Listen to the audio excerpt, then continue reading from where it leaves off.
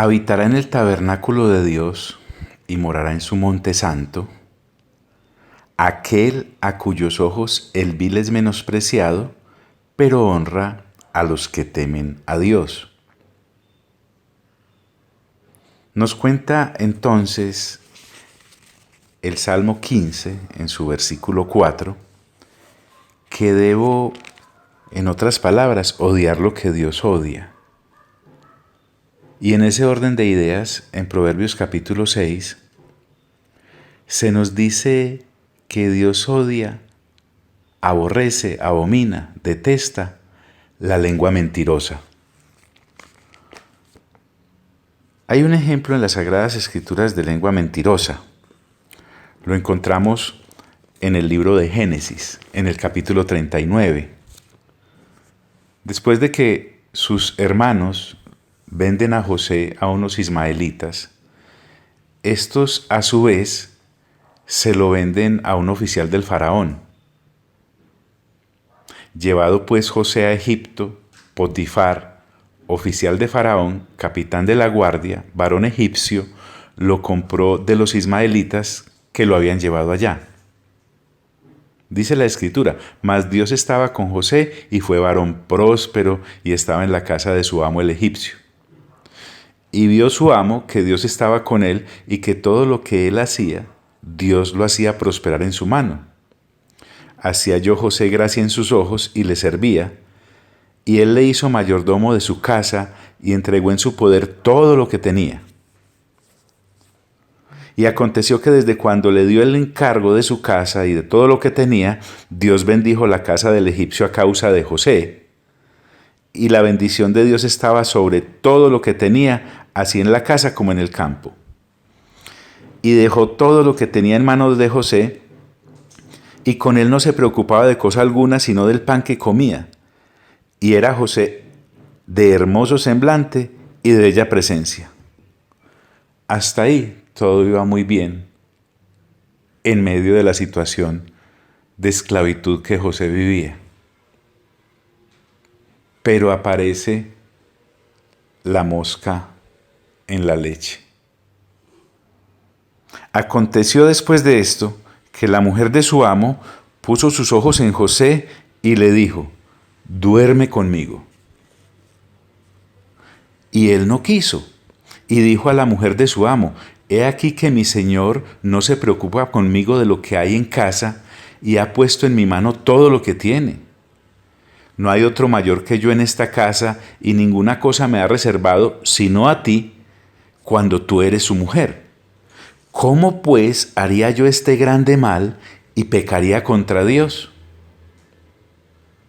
Hablando ella a José cada día y no escuchándola a él para acostarse al lado de ella para estar con ella, aconteció que entró él un día en casa para hacer su oficio y no había nadie de los de la casa allí.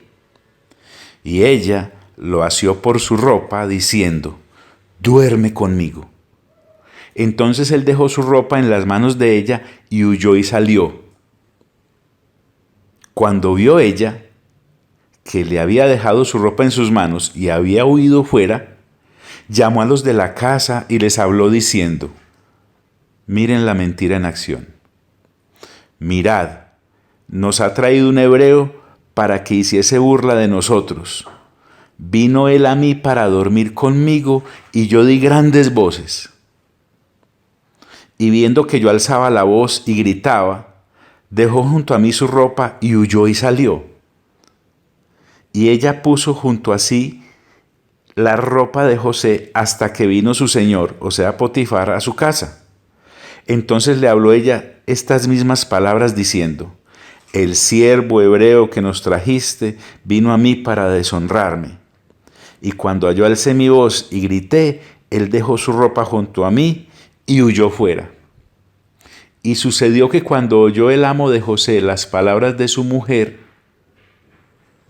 cuando le dijo, así me ha tratado tu siervo, se encendió el furor de Potifar.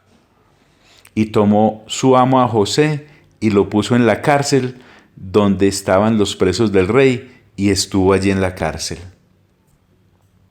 Tremendo lo que puede hacer la lengua de una persona mentirosa. Es interesante porque cuando habla de lengua mentirosa en el Proverbio, capítulo 6, otra versión dice que Dios aborrece la gente que constantemente está en mentiras. La mentira es algo que a Dios le ofende porque Dios en sí es verdad. La verdad, inclusive, mana de Dios mismo. Por lo general las mentiras lesionan, como en el caso que acabamos de mirar. Sería conveniente para nosotros entonces evaluar esta área, porque también nuestro ánimo es querer habitar en la presencia de Dios. El Señor Jesús ha venido para liberarnos de toda la mentira. Él nos da la posibilidad de poder escapar a través del nuevo nacimiento y avanzando en la renovación de nuestro entendimiento para vivir en la vida del Espíritu y poder vivir en verdad. Y en caso de fallar, de pecar, ir a Dios, reconociendo nuestros pecados, y hallaremos misericordia, pues abogado tenemos a Jesucristo el justo. Perseverar en la mentira es un suicidio hacia la eternidad. ¿Por qué? Porque dice Apocalipsis capítulo 22, versículo 15, acerca de las personas que quedarán fuera de la Nueva Jerusalén. Y entre varias opciones está esta, diciendo la Escritura: y todo aquel que ama y hace mentira. Para amar la verdad hay que odiar la mentira, como Dios la odia.